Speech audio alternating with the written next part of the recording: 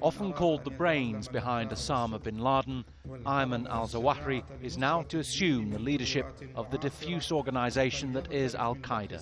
Ayman al Zawahiri now taking over for Osama bin Laden. He's been a U.S. target for years. Labeled as the mastermind of the September 11, 2001 attacks, Ayman al Zawahiri evaded U.S. capture for 21 years while operating as the main strategist and organizer of Al-Qaeda. So who was Ayman al Zawahiri, and how did he become the leader of one of the world's deadliest terror groups? The son of a pharmacology professor, Ayman al Zawahiri was born in 1951 to a prominent Cairo family and was a grandson of the Grand Imam of Al-Azhar, one of Islam's most important mosques. Zawahiri was reportedly arrested for the first time over his involvement in politics at the age of 15. He then studied at Cairo University's Faculty of Medicine in the 1970s. As a young adult, he worked as an eye surgeon and also roamed Central Asia and the Middle East. Zawahiri was among hundreds of militants who were captured and tortured in an Egyptian prison after the assassination of President Anwar Sadat in 1981.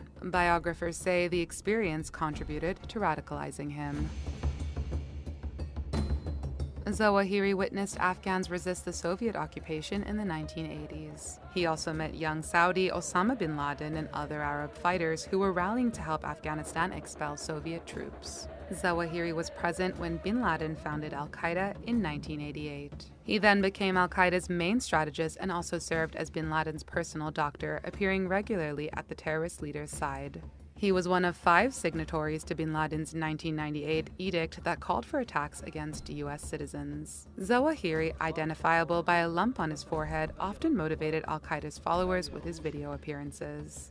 He vanished after the September 11 attacks along with bin Laden, and survived repeated attempts on his life, re-emerging after reports that he had already died. Zawahiri remained on the FBI's most wanted list, with a $25 million bounty on his head for the 1998 attacks on U.S. embassies in Tanzania and Kenya. He then took command of Al-Qaeda in 2011 after bin Laden was killed by U.S. Navy SEALs in Pakistan. After taking the reins of the terrorist organization, Zawahiri remained at large, with a much diminished outfit that was overshadowed by rival terror group Daesh. Despite this, Al-Qaeda was able to remain a security threat through potent franchises in Yemen, Africa, and East Asia. The Al-Qaeda chief was killed in a U.S. drone strike on July 30, after he was tracked in Kabul, where he was hiding out in his home with his family.